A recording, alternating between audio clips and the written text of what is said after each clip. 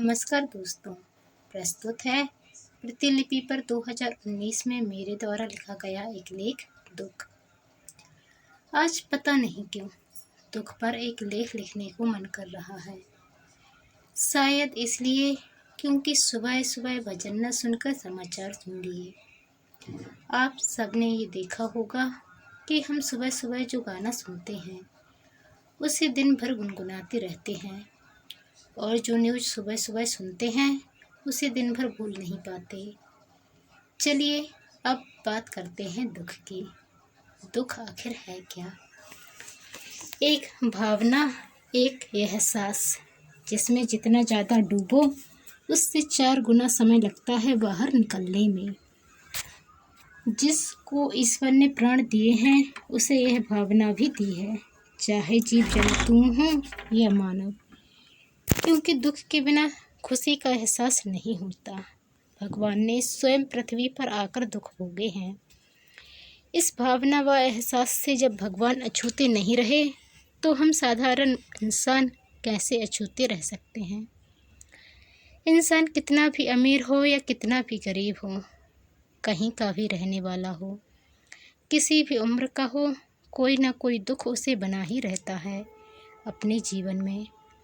दुख के मूल कारण 3 हैं जो इस प्रकार हैं। पहला, भविष्य की चिंता। भविष्य की चिंता हर किसी को होती है और अपने भविष्य को सुधारने के लिए वह निरंतर प्रयास करता रहता है और इसी कारण वर्तमान में सुखपूर्वक जीवन व्यतीत नहीं कर पाता। एक इंसान की इच्छाएं व आवश्यकताएं कभी पूरी नहीं होती हैं और भविष्य में उन्हें पूरा करने के लिए हम वर्तमान में दुखी रहते हैं।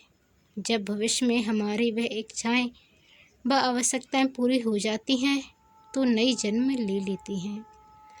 जैसे हम बचपन में पढ़ाई करके नौकरी पाने के बारे में चिंतित रहते हैं, उसे पाने के बाद शादी की चिंता, शादी हो जाने के बाद बच्चों की चिंता, बच्चे हो जाने के बाद उनकी परवरिश व पढ़ाई की चिंता, बच्चों की पढ़ाई ख़त्म होने के बाद उनकी नौकरी और शादी की चिंता, बच्चों की नौकरी लगने व शादी हो जाने के बाद पोता पोती हो जाने की चिंता। मतलब इच्छाएं कभी समाप्त नहीं होती, इसके आगे जी नहीं पाते और यदि जीते भी हैं तो दादा दादी ही सबसे ज़्यादा पोता पोती की पढ़ाई, नौकरी व शादी की चिंता करते हैं। फिर वह अपने बच्चों की उतनी चिंता नहीं करते जितना पोता पोती की करते हैं। इसलिए तो कहा जाता है कि असल से ज़्यादा सूद प्यारा होता है। दूसरा, दुख का दूसरा कारण होता है हमारा भूतकाल। हर किसी के भूतकाल में ऐसी कुछ घटनाएं ज़रूर होती हैं जिन्हें याद करने पर या किसी के द्वारा याद दिला देने पर हमें दुख होता है। भले ही वह घटना एक छोटी सी हार की ही क्यों ना हो, वह हमें दुखी कर जाती है, क्योंकि हम वर्तमान में भी उस घटना को महत्व देते हैं, जबकि हमें ऐसा बिल्कुल भी नहीं करना चाहिए। हमें उस घटना को भूल जाना चाहिए, क्योंकि हम भूतकाल में जाकर उस घटना को बदल तो सकते नहीं हैं। गड़े मुर्दे उखाड़ने से हमेशा दुख ही प्राप्त होता है। इसलिए कहा जाता है कि गड़े मुर्दे ना ही उखाड़ो तो ही अच्छा है। तीसरा, दुख का तीसरा कारण है हमारा वर्तमान। हम वर्तमान में अक्सर दुखी रहते हैं और भविष्य में सुखी होने की कल्पना करते हैं। कारण है कि हम अक्सर अपने से सुखी इंसान को देखते हैं और उसके जैसे सुखी होने के चक्कर में दुखी रहते हैं। जैसे कि यदि हम मोटरसाइकिल चला रहे होते हैं तो हमें लगता है कि कार चलाने वाला ज़्यादा सुखी है और हम उस सुख के बारे में सोचकर दुखी रहते हैं कि हमारे पास कुछ नहीं है, एक कार तक नहीं है। हमारा ध्यान कभी साइकिल चलाने वाले पर नहीं जाता और हम जितना कार चलाने वाले के सुख के बारे में सोचते हैं, कभी भी उतना साइकिल चलाने वाले के दुख के बारे में नहीं सोचते, क्योंकि यदि सोचते तो हम अपने वर्तमान में सुखी होते। यदि वर्तमान में सुखी होते तो फिर भविष्य की चिंता नहीं करते। वैसे भविष्य की चिंता नहीं करना गलत बात है, लेकिन भविष्य की चिंता इतनी भी ना करो कि वर्तमान में जीना ही भूल जाओ। इसके अलावा हमारे आसपास का वातावरण, हमारी परिस्थितियाँ, हमारे जीवन या किसी अन्य के जीवन या देश में घटने वाली घटनाएं हमें दुखी कर जाती हैं। हम इंसान कभी कभी दूसरों के दुख को देखकर तो कभी कभी दूसरों के सुख को देखकर भी दुखी हो जाते हैं।